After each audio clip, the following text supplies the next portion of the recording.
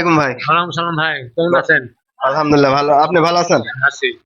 ভাই এই যে পান খাচ্ছেন আপনি, হ্যাঁ পানে আবার চুনও খাচ্ছেন দেখতেছি। হ্যাঁ, এই পানের সাথে চুনের কানেকশন কি? মানে পানে পান খালে এবার চুন দিয়ে খাতে হবে এমন কোনো কি আছে? এই পানের সাথে চুলের কানেকশন আছে। পান খালি খাওয়া যায় না, খালে মুখ পুড়ে যায়। ঠিক ও, আছে? খালি পান খালে মুখ পুড়ে যাবে। হ্যাঁ, চুন হ্যাঁ। চুনে তো জানি যে চুন যেখানে থাকে ওখানে পুড়ে যায়। আর চুন শুনেই তো পানের স্বাদ। এটা কেমন পানটা ভাত লবণ না হলে ভালো লাগে না, ঠিক আছে? দুধে লবণ না হলে ভালো লাগে না। আর পানের স্বাদ হচ্ছে চুন, তাই। ঠিক আছে? এই চুন দিলে না হয়, তার পানের স্বাদ কি? ও পান তো কোনো মানে স্বাদই পাওয়া যাবে না। পান খালে পরে চুন খাতে হবে। হ্যাঁ, পানের সাথে চুনের কানেকশন। এই দর্শক সবাই করছে পান মানে খালে পারে হ্যাঁ, আপনি পানটা চুন না খালে পারে হবে না, চুন না খালে পারে মুখ পুড়ে যায়, বুঝলেন?